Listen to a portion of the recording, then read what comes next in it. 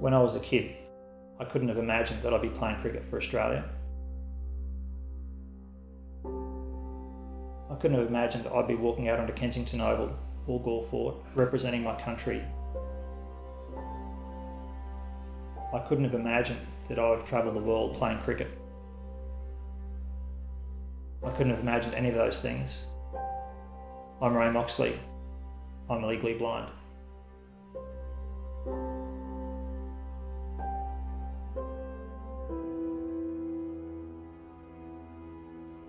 My sight impairment is a condition called ocular albinism. It has a number of different things, but the main issue I have is with glare. My irises, while they open and close, they actually don't filter out any light, so light pours in from everywhere. So it's an odd thing for someone with that sight condition to have a love of playing an outdoor sport, but I guess that's my option. My level of vision is classified as being just less than 660. What that means is what I see at 6 metres, someone with what's called perfect vision would see that image at 60 metres.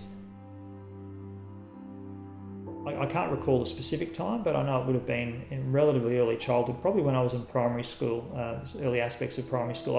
I guess I was a slight social outcast. I was the kid with very, very thick glasses. I had quite a severe squint, which meant that one of my eyes faced quite a different direction to the other, so it was quite clear to people that I had a vision impairment.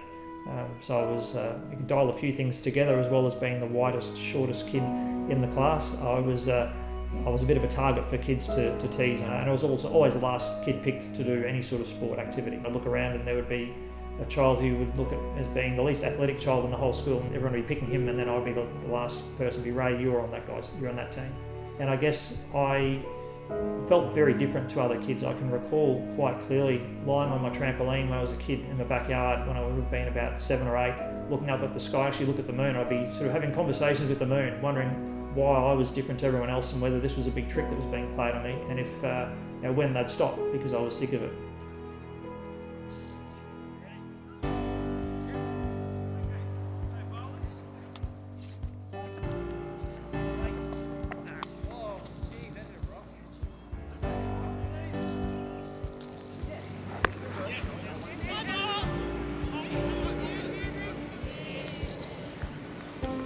How blind cricket differs to traditional sided cricket is that blind cricket's played with a different ball. We have a hard plastic ball and the ball's bowled underarm.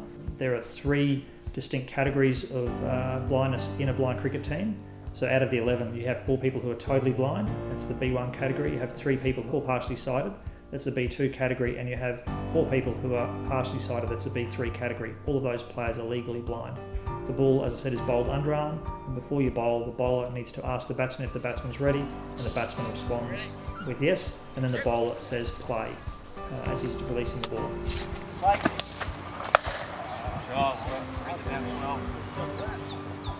My first experience of blind cricket was to go out to Queensland Blind Cricket Club, which is at Yeronga Park, and I wasn't very good at anything. I didn't know quite what I was doing. But it seemed like an opportunity to socialise with mates outside of school. This was the first taste I've had of playing team sport and being part of a team, and that really attracted me to play blind cricket. I've been to a lot of countries through blind cricket, which has been a real privilege. My first international trip was in 1996. I went to New Zealand, and then the next tour was to India in 2002, and in fact I would have been happy with that being it, but I've been fortunate enough to go back to India, I think, on 3 occasions. I've done a tour of Sri Lanka, I've been to Pakistan a few times, I've been to South Africa a few times, I've been to England a few times, and I've been to Barbados. So I've had a really awesome opportunity to travel through blind cricket. Unfortunately, I've had to pay for all of those trips, but it's been an amazing experience. I went to South Africa in 2014. It really resonated with me, with the plight of the people in the Western Cape of South Africa and the hardships that they faced. And I saw the work of the charity League of Friends of the Blind, and I was inspired by what they did, and I could see that they had one resource that was missing, that was money. I was inspired while I was there, and I was on the plane on my way back that I decided that I needed to do something to help, and I set about raising funds to purchase canes and have canes donated, and so far I've taken 200 white canes across to Cape Town. So there are now 200 people in Cape Town who are getting around who before my intervention wouldn't have been able to. So that's had a really direct impact on a lot of lives, and it's been a really fulfilling thing to do.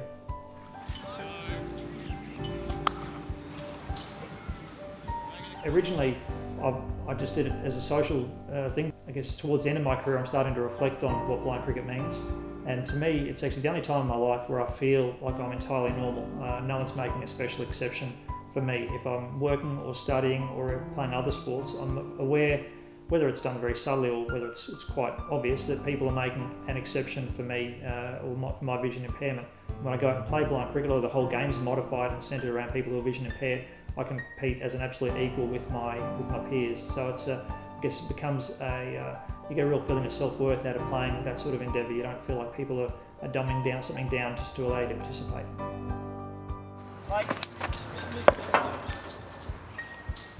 The best bit of advice I could give if I was able to talk to myself at 14, I would probably have a calming word and say that the journey you're about to go on is fantastic and it's going to be wonderful. So whatever the downs are, there are more ups and downs, and just to enjoy the ride.